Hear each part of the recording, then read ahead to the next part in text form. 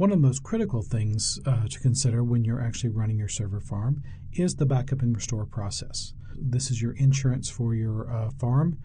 This is one of the pieces that's most out of sight, out of mind for most of the history of the SharePoint farm, but it's also the one that's most critical when you need it. So looking through that, we'll need to go through the process of defining your backup and restore and how you're actually going to make this happen. So the first part of that is defining your role. Many organizations break up backup tasks by technology. You'll see your database owners or DBAs will handle anything that's database related with SharePoint. You'll have your server farm people actually running the servers themselves and making sure they're backed up. And then your SharePoint administrators, as yourself, will actually handle the SharePoint side of things. That being said, SharePoint actually does cover all of these pieces. So you need to make sure that your backup process is encompassing, that if the tasks are divided out, make sure there's a central owner to ensure that entire process works together. That's very likely going to be yourself. And make sure that everyone is aware that the owner is there and that there's enough authority to make sure that everything happens. Because that person is responsible not just for the backup restore, but for the full data lifecycle of the SharePoint data. Remember, this is the location where huge amounts of information about your company is going to be there. It's also not just the data itself, but the relationships of the data, the logs and everything there. So everything's going to be in place. So you need to make sure that your backup process also includes disaster recovery, data recovery, all of those kind of things. While the SharePoint system has great capability for things like the recycle bins, for actually administrative management, for keeping track of what information's there, there is still a high likelihood that you're going to have situations where you have to restore databases, pull back in content from your backups, or pull in site collections that may have been accidentally lost or deleted. So know that that's going to come into play. The next thing you worry about is who has access to the backup. Remember, the SharePoint backups are your SharePoint implementation. They've got all of your data in it. They've got everything that someone who might want to gain access to your SharePoint server farm, if they gain access to your backup, they do have all of that information. As a matter of fact, it's a lot more dangerous as a backup because with SharePoint you have got defense in depth. You've got the capability of putting in audit logs and checks and balances and capabilities there. When everything is actually in the backup, if you've got just a database backup or if you've got your SharePoint full backup there, then you're going to have some concerns about exactly what has happened. Once they get through that first tier, maybe you've got an encryption or you just have physical security on the drive or tape that it's stored on. Once that's breached, then they have access to everything in the system, including all of that data about who's looked at what and all of the personnel data if you've got Active Directory access. So be very, very cautious on your backup once it's being done. A lot of times backup tapes are being left around or they're not being that carefully watched. Know that once that data comes out, it's actually in a very portable form, and you should be very cautious as to where that data goes. That being said, limit the access as much as possible. And for extreme security, consider two-man rules for all tasks. I know these seem a little bit counterintuitive. You want to limit the access to who can get to the backups, who can actually get to the tapes, who can get to all the storage. Don't leave them on an open rack, but in a secure location. But the two-man rule ensures that no one person is ever left alone with the data so that extra copies aren't run off or whatever needs to be done there. You have got checks and balances on your people piece and your physical security, so that becomes a very good ability to maintain control over that information, or at least be aware if any breaches do occur. Once you have a process, you need to make sure that there is a change process in place for it. The SharePoint backup and restore process must be under very tight control.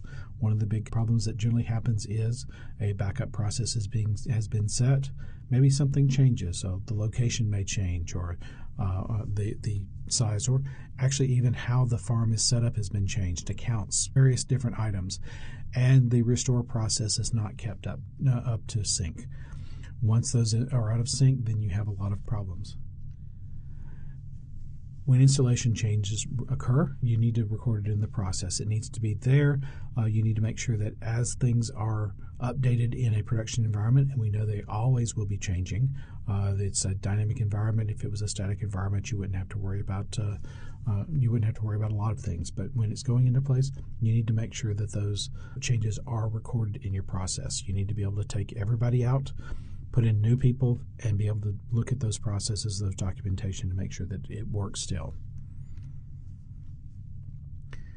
This is partially to ensure repeatability, but you also affect situations such as maybe you have a true disaster recovery situation where you maybe have a flood or something happens that you have to do a completely new build out.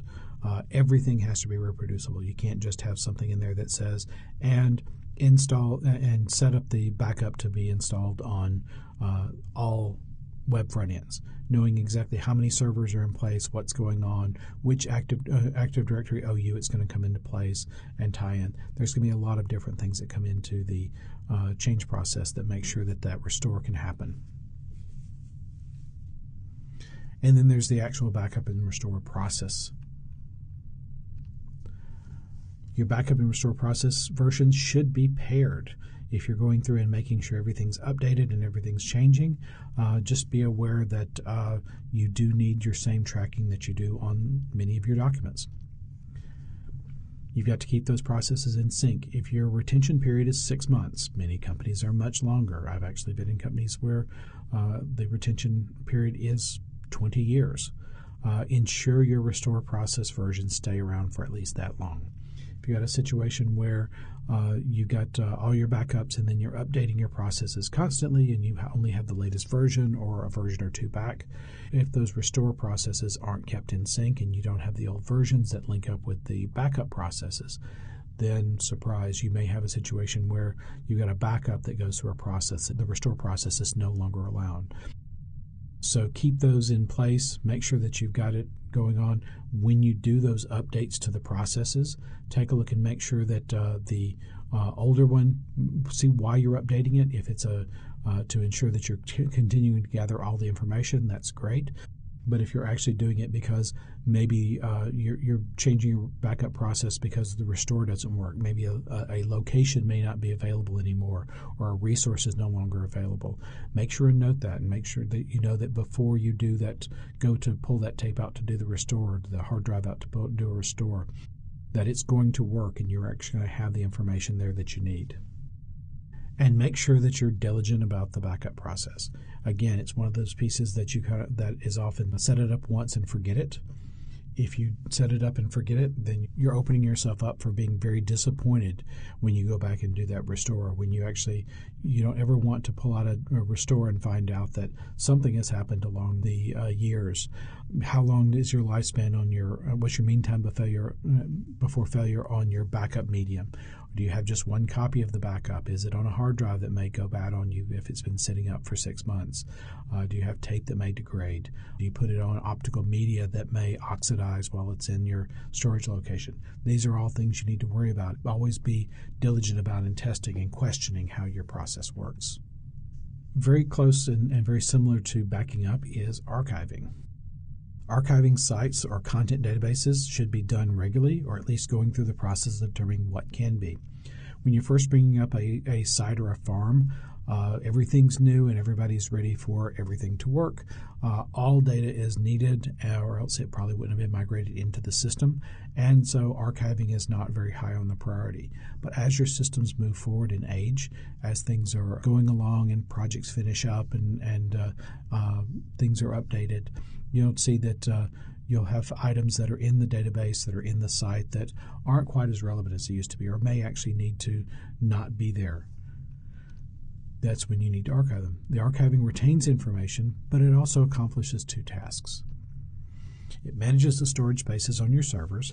SharePoint storage tends to be some of the more expensive storage that you can have because so much of the database is involved, and even if you're using external blobs, you're using a lot of expensive database storage, and it tends to be fairly high capacity, which is the more expensive part of that. So the more information you can pull off of there that you really don't need, the better off your ROI and your costs are going to be.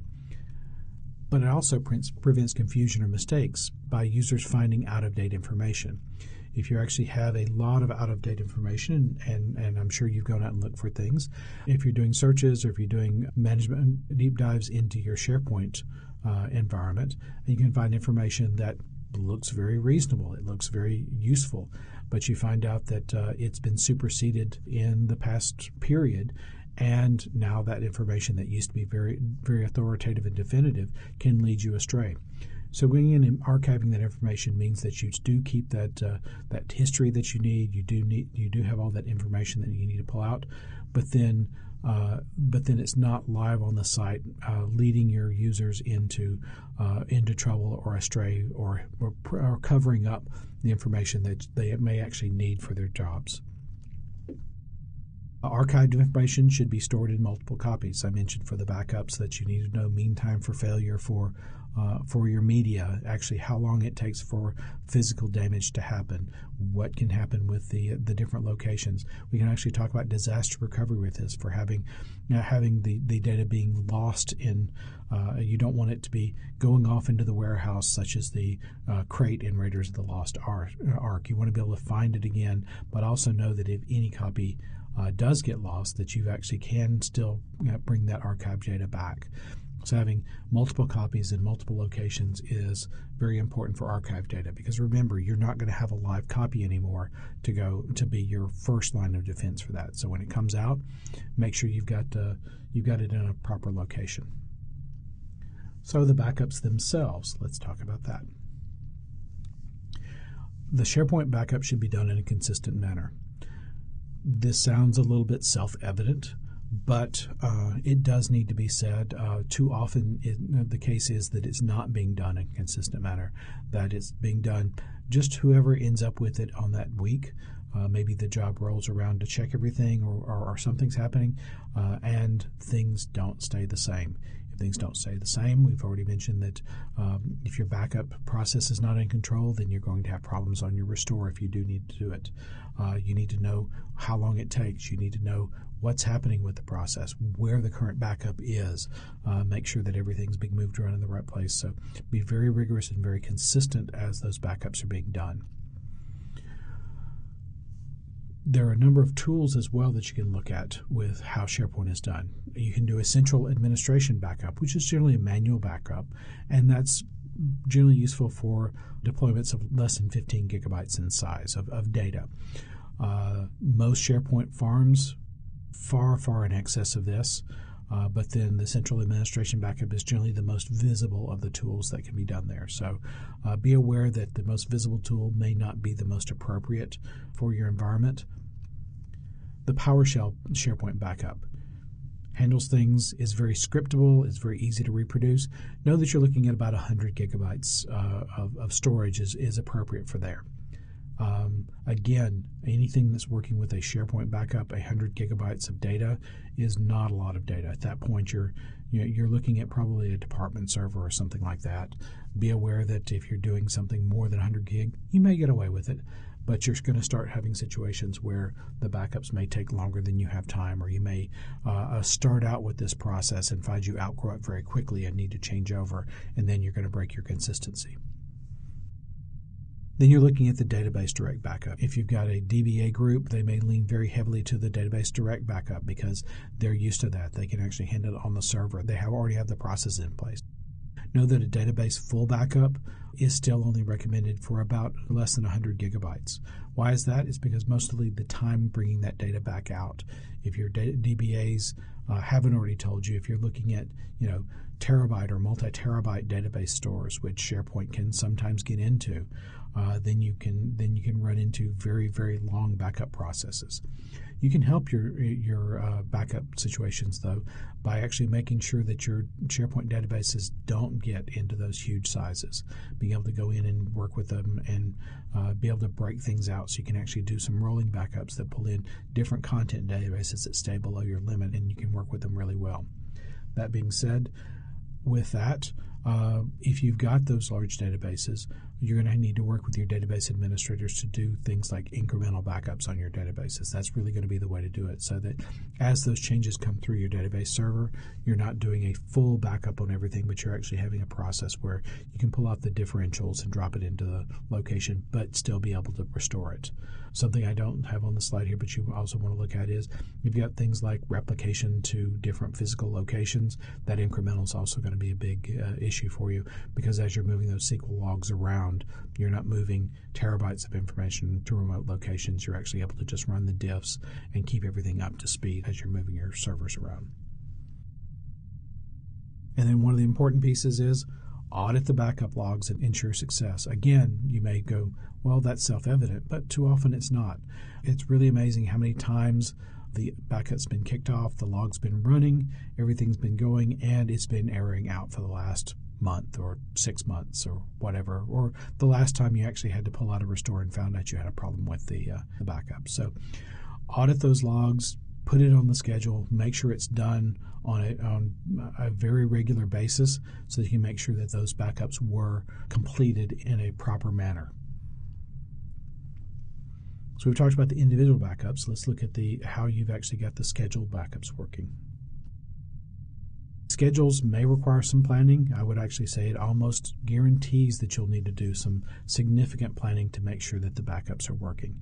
You're going to have various situations where you may have external loading happening.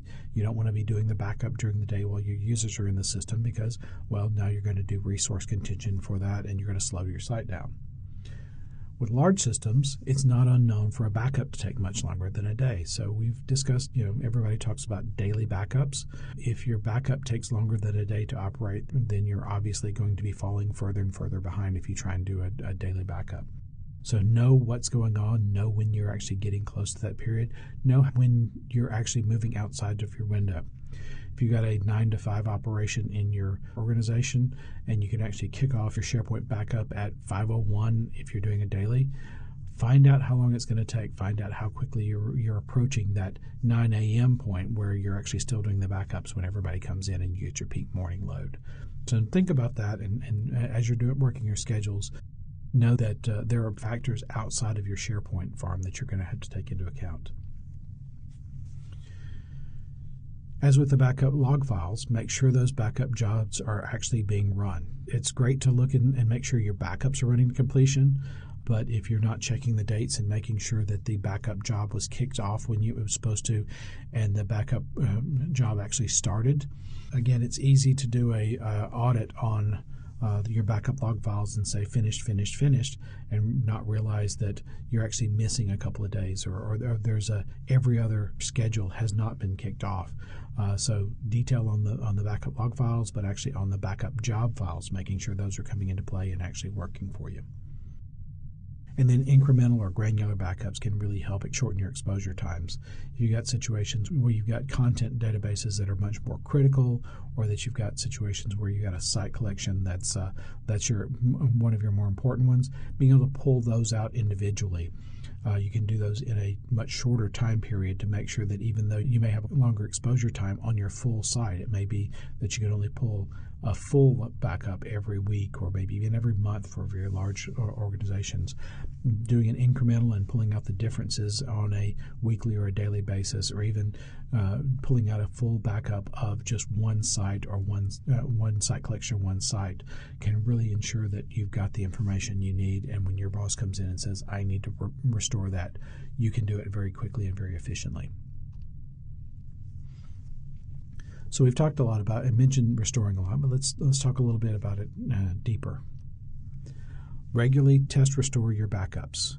This is one of those pieces where you can check the logs all you want to. You can check everything that you've gone through. You can make sure processes are in control.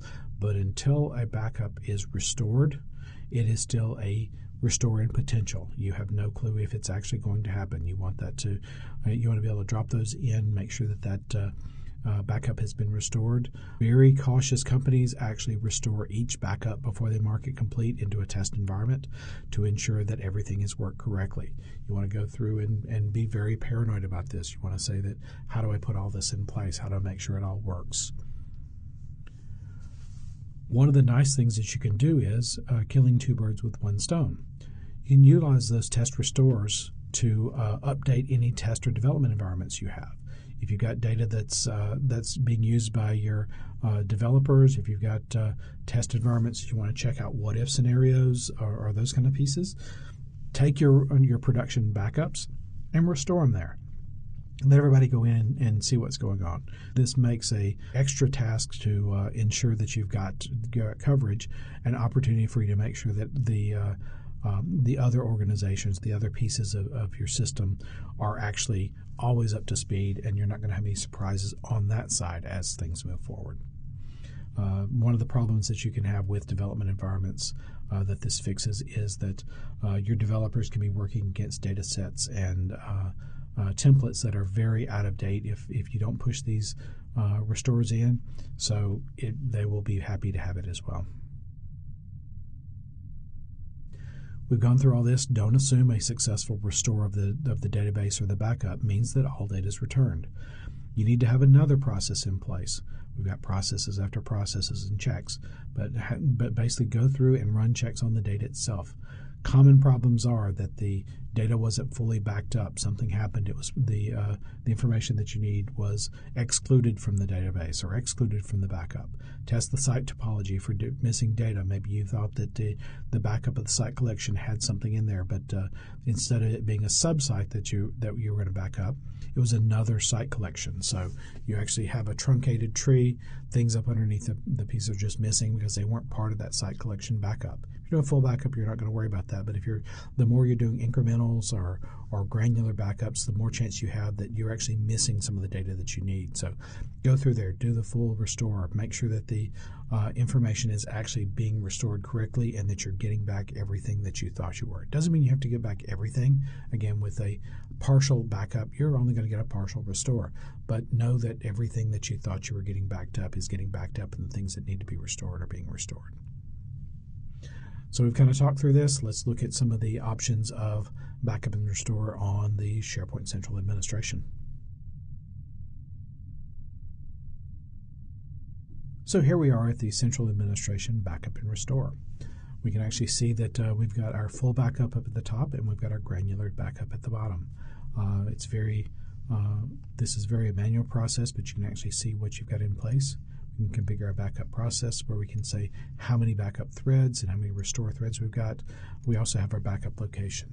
If you note on the backup location, you do need to have it to basically a file store someplace in your organization, because in the farm you may have multiple locations where that backup could be kicked off from. Then you want to make sure that you can actually get to it from any of your farm servers. So put that network share up and you can actually push that over. Make sure that when you're choosing your backup location, you're putting something that's very easy to do or very quick to get to. You want very low latency between all of your servers and that backup location, because there's going to be a lot of data moving back and forth. At that point, you can actually go through and perform your backup. You can see that it does check and see what's going on. We've got a administration services stopped right now, so if we go forward, this backup's not going to happen. But we'll go through and review what we need to do. You can see we can do roll-ups and get very specific. We can do the state server. Again, if you're a SharePoint veteran, this may look a little different to you, because you can see that we actually can go in and be very granular. We've got each of our application service roles. We can roll up we can back up the settings, the connections.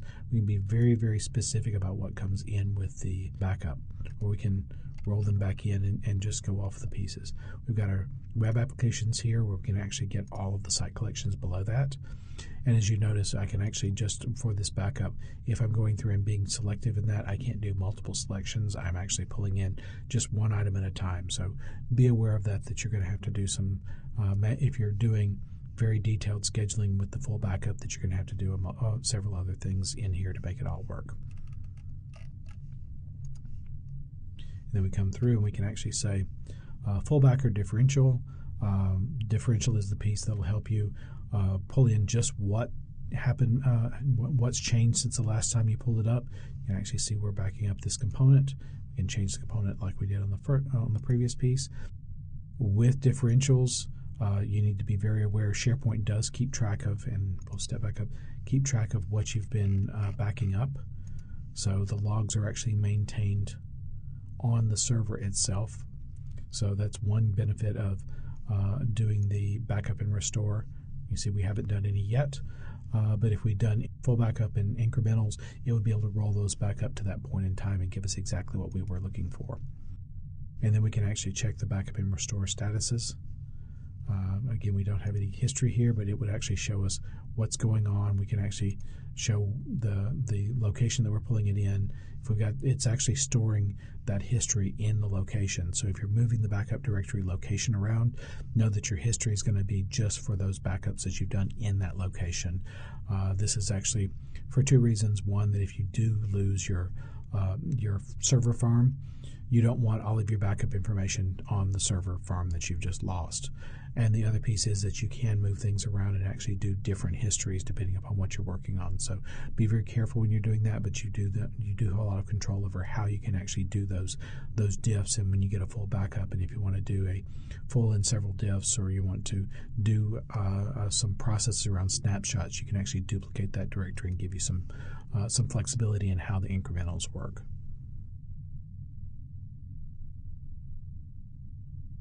So that's our farm backup. Then we can actually go down into the granular backup. This is going to be more useful. Generally, when you're doing backup and restores, you're going to be doing it from the database or from the PowerShell point before it's scripted, since this is manually. So often you'll come to the central administration to do your more granular work.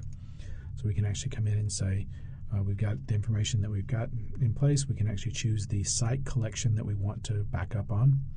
Let's look at this is our 1024 that we created. We can actually give it the file name that we want to back up to. So you can actually overwrite if you're working with that. And if you look at what we're doing here, again, if you're new to SharePoint, this may tell you something. If you're a SharePoint veteran, you'll know that it's the .back file. So this is not a full database backup, but this is actually giving you a backup that SharePoint has of a custom binary file that it works on, that can pull that information out. So it's going to be a little bit slower, but it's going to be a little bit more efficient than a database backup. Then we can drop back in. Through here, we can actually recover data from an unattached content database. So if you've actually got a situation where you've got a copy of a content database, you can actually attach that content database, go in, pull off a site collection or a content repository or whatever you're looking for there, so you can actually pull that back in. You can also export a site or list. This is where you can actually go in and do archiving, and you can be very, very granular. So you can see we've got our site collection that we created earlier on in this course. We can actually go in and take a look at the site itself. Let's clear the selection, so we've actually got all of the information there. Or let's go in and change our site and put it back at the root, which is our default. And then we can actually go, do I want a list in there or just everything there? So we can actually do our document library, our calendar, all of that information that we've got in place. Right now we want to just grab everything so we don't have any selections.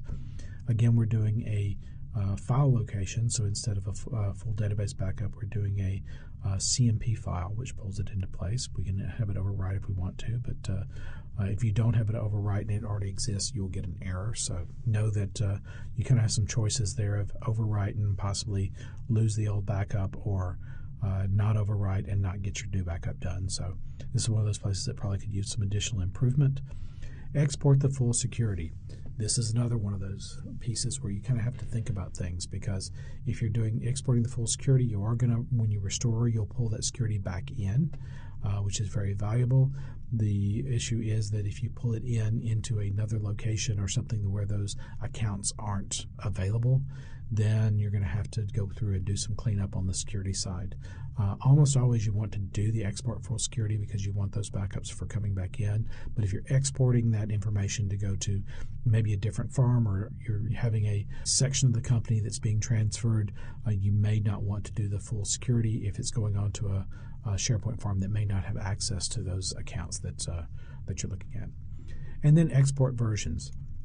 This is very nice to be able to go in and trim down what you're exporting. You can actually say, I want everything to go in, but as As you may know, the number of versions can get fairly large and can really clog up the system. You can actually have maybe 20 different minor versions on a very active file that's being edited and collaborated on, and all of that may come in and you don't really need it.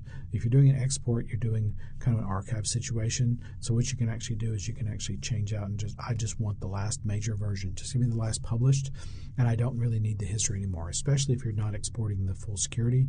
You're kind of saying, let's just get a snapshot of what we got here and then move it on off. So you can actually drop into there. You can give it the current version, which is, that may be a major or a minor, just whatever the last checked in version was. You're just saying, I want if it's in process, if it's a very fast cycle time, I don't want to just get the last published version, but I'd want to get the last save version, what's been updated. Or you may want to just go the last major and the last minor, which this is probably the safest. So you can actually have the last major version, which is the checked in and published, which is what all the general users see, and the last minor, which may be, if you've got a published version 3.0, this may be 3.5 or 3.6, which is kind of moving forward and moving into that next published location. If there's many changes, you may pick up the 2 point whatever, which was the last, and then the 3 published. You're not really losing a lot with that one, but then you can actually catch any changes that have happened since the last major and pull that in place. So you then would export that out and have everything work.